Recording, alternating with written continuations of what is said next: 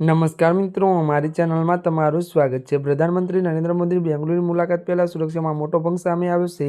સ્થળથી થોડાક અંતરે ઓછામાં ઓછી 2 જેટલી સ્ટીક મળી આવી હતી, જેના કારણે સુરક્ષા એજન્સીઓમાં ગડબડાટ મચી ગયો હતો। પોલીસના જણાવ્યા અનુસાર સવારે પ્રધાનમંત્રીના આગમન પહેલા નિયમિત સુરક્ષા તપાસ દરમિયાન કાલીપુરા વિસ્તારમાં એક આશ્રમ પાસે ફૂટપાથ પર વિસ્ફોટ મળી આવ્યા હતા।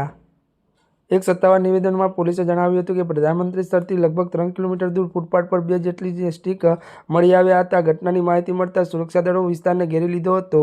બોમ્બ ડિસ્પોઝલ સ્ક્વોડ અને ત્યારે ફોરેન્સિક ટીમ ઘટના સ્થળે બોલાવવામાં આવી હતી। જેટલી સ્ટીક આ વિસ્તારમાં કેવી રીતે પહોંચી તે ઘટના પાછળ કોઈ કાવતરું છે કેમ તે નક્કી કરવા માટે સંપૂર્ણ તપાસ ચાલી રહી છે। એવું પણ જાણવા મળ્યું છે કે પોલીસે એક શંકાસ્પદ વ્યક્તિની અટકાયત કરી છે અને તેની પૂછપરછ શરૂ કરી છે। સમગ્ર મામલાની તપાસ હાલમાં ચાલી રહી છે। પ્રધાનમંત્રી મોદીના કાર્યક્રમ માટે સુરક્ષા વ્યવસ્થા વધુ કડક બનાવવામાં આવી રહી છે।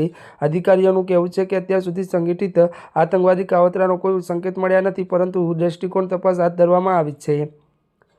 પીએમ મોદીએ આર્ટ ઓફ લિવિંગ ફાઉન્ડેશનની 45મી વર્ષગાંઠ ઉજવણી અને તેના સ્થાપક શ્રી રવિશંકર સંબંધિત ઉજવણીમાં લગભગ ત્યારે ભાગ લેવા માટે અહીંયા art of living international centre ખાતે કાર્યક્રમમાં હાજરી આપી હતી। આ રવિવારે પીએમ મોદીએ સેવા, આધ્યાત્મિક અને સામાજિક પરિવર્તન પ્રોત્સાહન આપવા માટે આર્ટ ઓફ લિવિંગ ફાઉન્ડેશનની ભૂમિકાની પ્રશંસા કરી હતી।